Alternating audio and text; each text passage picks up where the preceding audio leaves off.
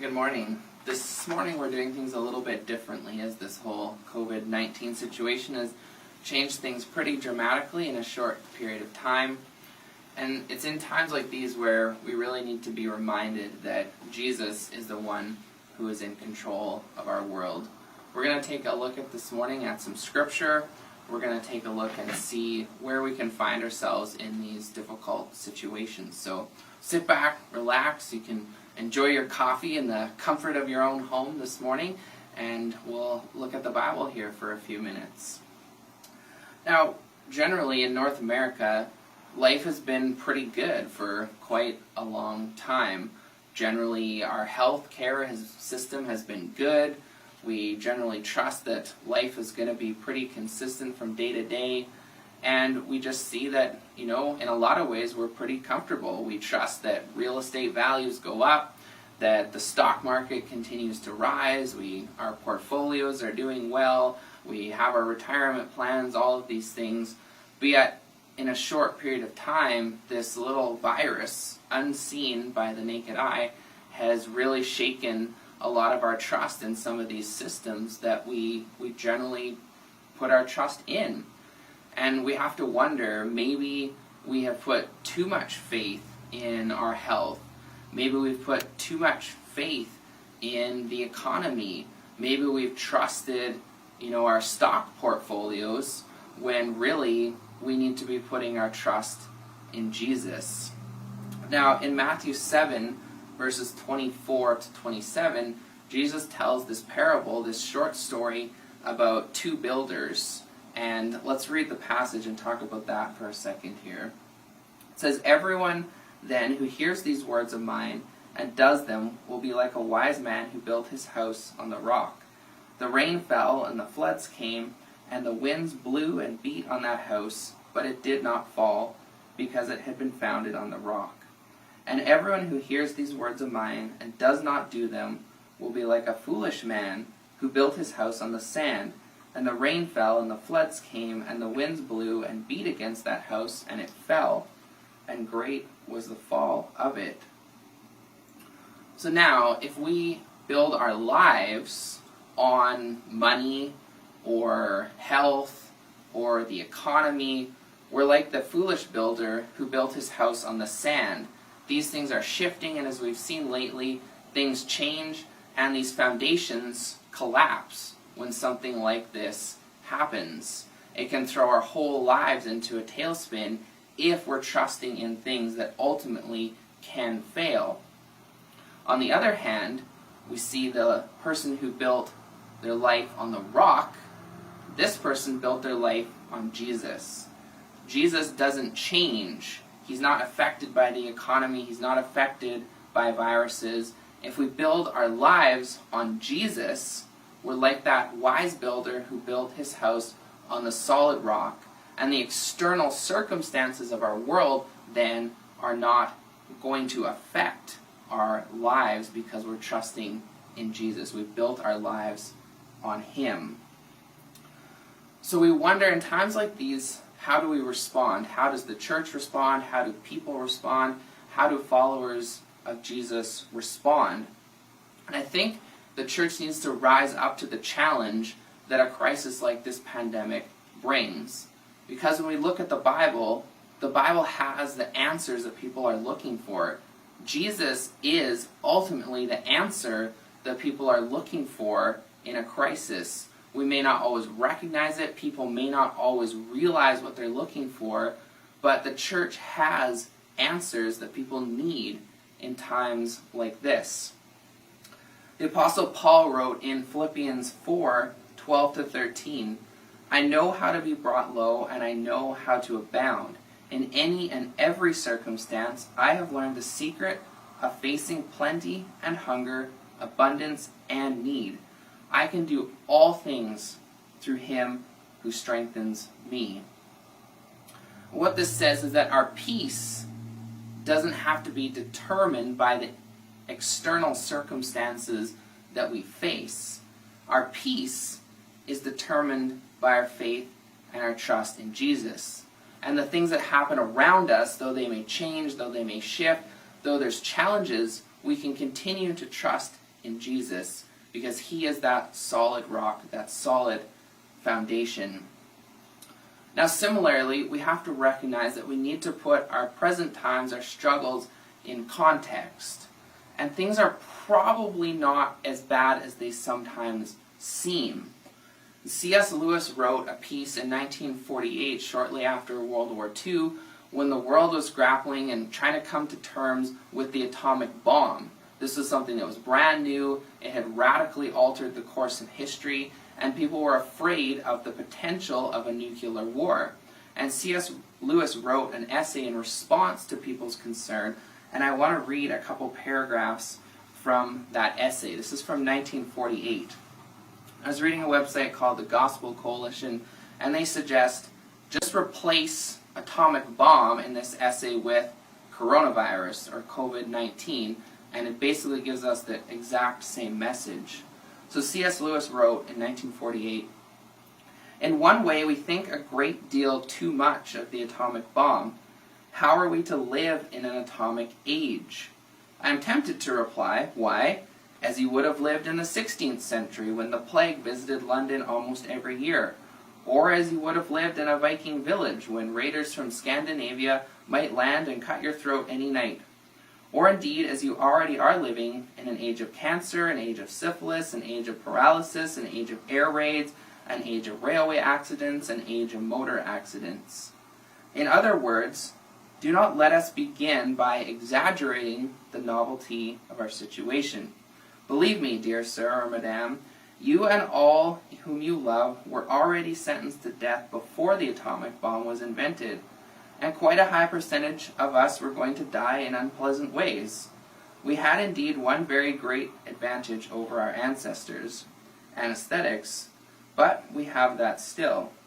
It's perfectly ridiculous to go about whimpering and drawing long faces because the scientists have added one more chance of painful and premature death to a world which was already bristling with such chances, and in which death itself was not a chance at all, but a certainty. This is the first point to be made, and the first action to be taken is to pull ourselves together. If we're all going to be destroyed by an atomic bomb, let that bomb, when it comes, find us doing sensible and human things, praying, working, teaching, reading, listening to music, bathing the children, playing tennis, chatting to our friends over a pint and a game of darts, not huddled together like frightened sheep and thinking about bombs. They may break our bodies, a microbe can do that, but they need not dominate our minds." Now that's C.S. Lewis writing in 1948 about his society's concern with the atomic bomb. And we can basically apply that to our society's concern today with the coronavirus. And we need to put it in context of history, that many things have challenged our beliefs, and many things have challenged our faith, and many things happen in the world and have happened throughout history. Yet, the world keeps going on, and Jesus has not changed, no matter what is happening at the current time in history. Though this pandemic and the threat is real, we also need to be wise and cautious, but we don't need to live in fear. I love in Lord of the Rings, Frodo Baggins is talking, and he starts to, be a little bit upset about the situation that he's facing, where he has this, what he feels is this impossible burden and this impossible task to carry out. And this is what he says. He says, "I wish it need not have happened in my time," said Frodo. "And so do I," said Gandalf, "and so do all who live to see such times. But that is not for them to decide. All we have to decide is what to do with the time that is given us." So in the midst of this time, we can't choose what is happening around us externally in the world, and we really have very little control over things like viruses and the economy, but we can decide how we live. We can decide how we respond. And I think there's 3 things that we can take away this morning. I'd like to suggest 3 things that we can walk away this morning that will hopefully encourage us. First is that in tough times like this, followers of Jesus can point people to Jesus. And Colossians 1:15-20 describes Jesus, and I think this is an amazing picture. And this is the one that those who know Jesus can point to. And it says, he is the image of the invisible God, the firstborn of all creation. For by him all things were created, in heaven and on earth, visible and invisible, whether thrones or dominions or rulers or authorities, all things were created through him and for him. And he is before all things, and in him all things hold together. And he is the head of the body, the church. He is the beginning, the firstborn from the dead, that in everything he might be preeminent. For in him all the fullness of God was pleased to dwell, and through him to reconcile to himself all things, whether on heaven or in earth, making peace by the blood of his cross. This is Jesus. This is the one that those who follow Jesus have the opportunity to point to. If you don't know Jesus, this is the one who you can know. He invites us to know him, to put our trust in him, and to see that he is in control of all of the things that are going on in the world, even though we may feel that they are out of control. In Jesus is the peace that we're looking for. Secondly, on a bit of a lighter note, we can take a step back from the frantic pace of modern life. We see on the news and we see in our communities many activities are being canceled. All the major sports leagues are on hiatus. So the things that we might normally watch, our sports games, are not on TV. The activities that we would normally be going to are canceled and are not happening. So we may suddenly find ourselves with a lot of time on our hands. So what do we do in this? Well, we can actually step back from the busyness that we're often surrounded with and relax. We can reflect on life. We can go for a walk with our family. We can do some sort of outside activities and just enjoy this time that we've been given. Take a little bit of a break from the programs and the scheduled activities, the things that we often give so much of our time to. So it's kind of, an unforeseen opportunity just to step back and take a break and relax and enjoy some of those things we might not have done for a while. Thirdly, followers of Jesus can take action and be the hands and feet of Jesus in this situation. We don't know exactly what's going to happen, but there are going to be opportunities probably for people to take groceries to a senior who might not be able to get out of their house. Maybe someone is going to need medications. Maybe someone's going to be in self-isolation and is going to need some stuff brought to them. Those who are healthy, those who are able to, will be able to go out and take those opportunities and serve people and help. We don't have to live in fear, but we can take the opportunity to be the hands and feet of Jesus.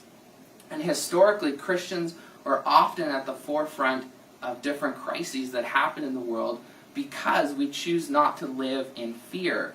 We know who Jesus is, we know where our life is going, and we know that no matter what happens, Jesus has got things under control. It doesn't mean that we're foolish or that we take unnecessary risks, but we don't have to live in fear of what might happen. And there's going to be some great opportunities to reach out to our friends and neighbors and just serve people and love people and just demonstrate we don't have to be afraid, that the world is not ending, things are not, shutting down and collapsing. We can continue to love people and continue to serve people and continue to point people towards Jesus. In conclusion this morning, I'd say be safe, be smart, follow all of the health precautions that we've been reading about on the news, but we don't have to hide and we don't have to retreat from society. We can still be the hands and feet of Jesus. We can still point people to Jesus. We can be a light in this world. We can be an encouragement and help people to see that there is hope. God bless. Have a great Sunday, and we'll see you soon.